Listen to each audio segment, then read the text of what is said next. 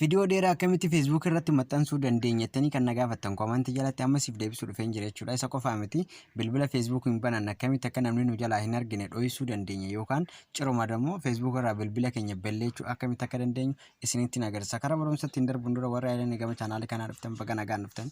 Akkasuma yoo viidiyoon kun isinitti tole like naaf gochuu hin dagatinaa akkasumas subscribe naaf gochuu hin dagatinaadha. Amma karaa barumsatti dabarre jechuudha. Viidiyoo kana guutuu isaadha YouTube channel irratti hin gadhiise jechuudha. Facebook keessa galla. Facebook keessa yeroo galle akkamitti akka viidiyoo dheeraa maxxansuu dandeenyu jechuudha. Mallattoo pilaasii tana jechuudha. Mallattoo pilaasii tana yeroo tokkoof gadi qabna jechuudha. Yeroo akkatti gadi qabna jechuudha. Akkatti irra choofna jechuudha. Akkuma argaa jirtan jechuudha. Akkatti yeroo nuuf fide teekistii jira, muuziq jira, boom jira akkas irra choofne ishii dhumaa tana irratti jechuudha. Shiduma tanarratti yeroo tokkoof gadi qabna jechuudha.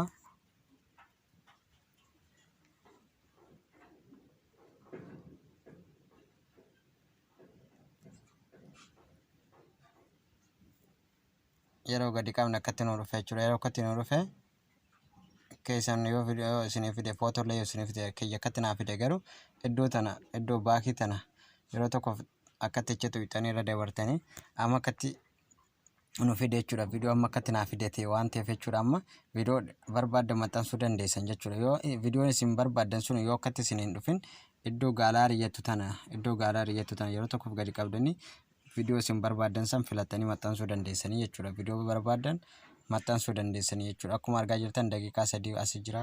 Anuma iddoo kana yoon gadi qabee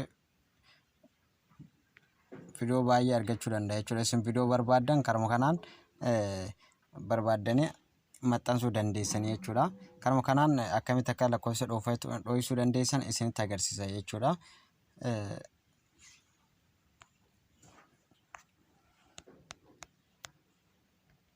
Facebook keessa galla.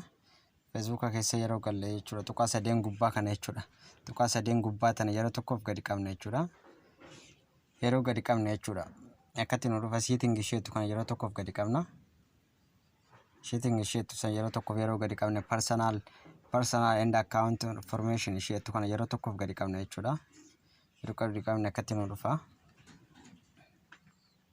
Yeroo akkatti nu dhufe jechuudha. Amma akkatti naa fide jechuudha. Lakkoofsa kana balleessuuf cirumarraa Facebook kanarraa lakkoofsa kana balleessuudhaaf ideet isheetu kana jechuudha. Iddoo kanarra jechuudha ideet isheetu kana yeroo tokkoof gadi qaba akkatti. Yeroo gadi qabe akkatti naa fide yeroo akkatti naa dhufe remove isheetu kana jechuudha. Remove isheetu kana yeroo tokkoof gadi qaba jechuudha. Yeroo akkatti naa fide jechuudha. Remove number isheetu kana gadi qaba. Nama balleessuu attaan hin barbaanneef remove hin godhu. Yoo akkatti remove gootanii iddoo password itti galfattan isinii fida. Kiyya naaf hin finne iddoo password itti barreeffattan yoo isinii fide password keessan itti galchitanii remove number isheetu kana yeroo tokkoof gadi qabdanii ciruma Facebook irraa bilbila keessan balleessuu dandeessanii jechuudha. Kiyya garuu password iddoo password gaafatu naaf hin finne waan ta'eef ciruma jedhe remove number jedhu naaf fide jechuudha. Amma yoon kana gadi qabe lakkoofsi Facebook kanarraa ciruma ni badaa jechuudha. Karaa biraatiin immoo akkuma namni Facebook keenya irratti ciruma hin argine Facebook osoo lakkoofsa bilbila keenyaa ciruma akka hin argine osoo garuu hin balleessin akka namni hin agarre gochuudhaaf duubatti deebina.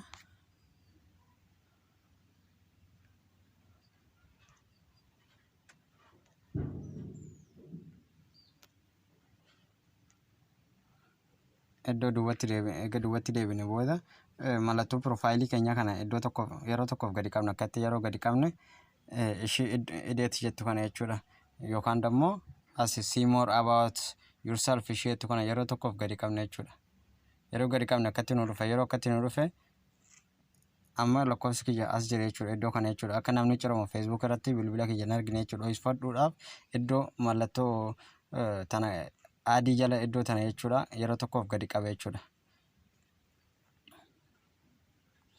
Yeroo gadi qabe akkatti naa fide jechuudha. Yeroo akkatti naa fide mallattoo qulfii tana yeroo tokkoof gadi qaba jechuudha. Mallattoo qulfii tanaas iddoo dhumaa kana irratti jechuudha. Iddoo lakkoofsa kiyya jiru kana dhuma irratti yeroo tokko akkatti gadi qaba jechuudha.